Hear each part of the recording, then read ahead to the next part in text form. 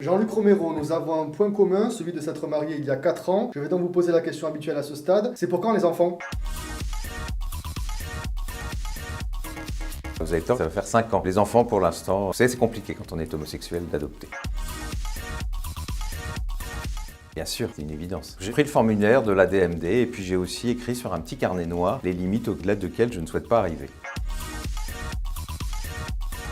Il faut les deux, il faut l'euthanasie et le suicide assisté. L'euthanasie, il faut donc évidemment le corps médical, mais avec une clause de conscience. Tout le monde est respecté dans sa conscience. Les personnes qui veulent mourir le plus tard possible le sont. Celles qui veulent partir doivent l'être. Et puis les médecins qui ne souhaitent pas pratiquer une euthanasie.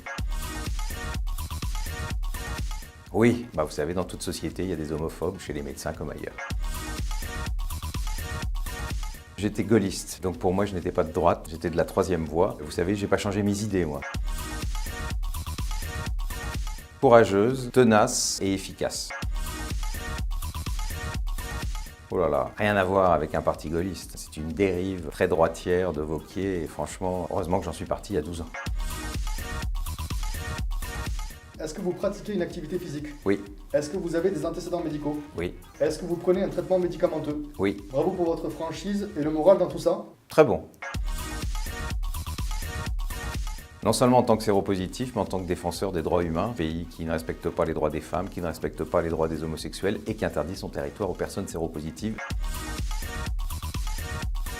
Elle doit faire normalement un nouveau plan de soins palliatifs. On va voir si on va enfin y mettre les moyens, parce que les moyens ne sont jamais à la hauteur. Et il y a une énorme injustice. En Guyane, il n'y a même pas une unité de soins palliatifs. À Saint-Pierre-et-Miquelon, il n'y a même pas un lit d'unité de soins palliatifs. C'est une inégalité totale et scandaleuse. C'est tout simplement de respecter chacune et chacun. On sait qu'il y a des souffrances qu'on ne peut pas soulager, qu'il y a des moments où les gens demandent à partir, à éteindre la lumière. Mais il faut tout simplement le respecter. Je suis sûr que la majorité des médecins entendent ça. Espagne. Est-ce que vous savez ce que ça veut dire? Romarin. Muchas gracias. What's up, doc?